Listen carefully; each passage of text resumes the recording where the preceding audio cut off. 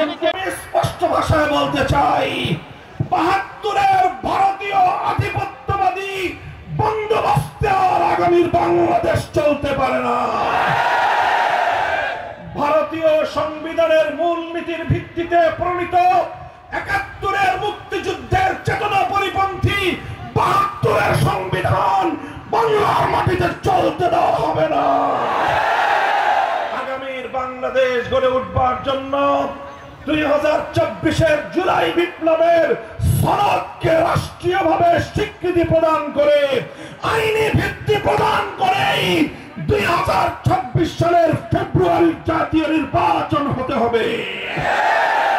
সংগ্রামী সাথী ও বন্ধুগণ, জুলাই বিপ্লবের ছাত্র জনতা এদেশের শাহাদাত বরণকারী আবাল বৃদ্ধ সহস্রাধিক প্রাণের অযুত প্রাণের রক্তের বিনিময়ে দ্বিতীয় স্বাধীনতার যে স্বাদ বাংলার মানুষ উপভোগ করতে শুরু করেছে, এটাকে পূর্ণাঙ্গতা পর্যন্ত পৌঁছে দেওয়াই আমাদের আগামী দিনের সংগ্রাম।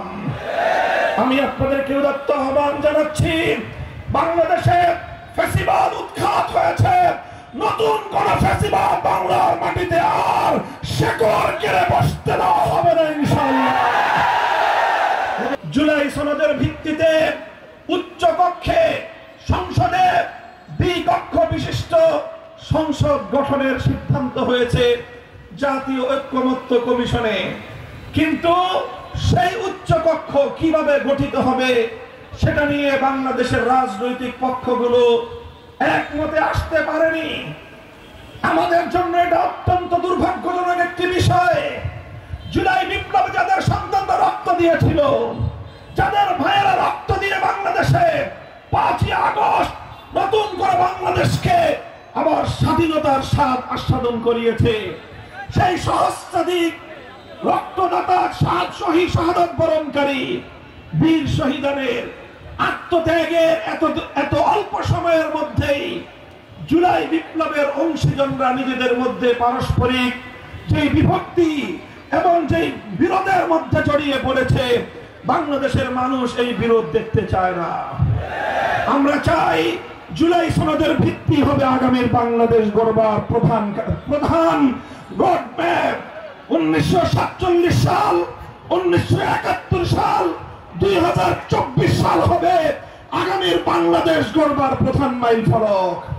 যেই উচ্চকক্ষ গঠনের সিদ্ধান্ত নেওয়া হয়েছে, সেই উচ্চকক্ষ পিআর পদ্ধতিতে ভোটাধিকারের প্রয়োগকারী গোটা দেশের সকল ভোটারদের সংখ্যানুপাতিক হারে উচ্চকক্ষে পিআর পদ্ধতি যদি বাস্তবায়ন না করা হয়, বাংলাদেশ খেলাফত মজলিস সেই উচ্চকক্ষ যেখানে বেকার পুনর্বাসনের একটি উচ্চকক্ষে পরিণত হবে। পিআর পদ্ধতি ছাড়া বেকার পুনর্বাসনের উচ্চকক্ষ বাংলাদেশের জনগণের ট্যাক্সের কাঁধের উপর বসতে দেওয়া হবে না ইনশাআল্লাহ।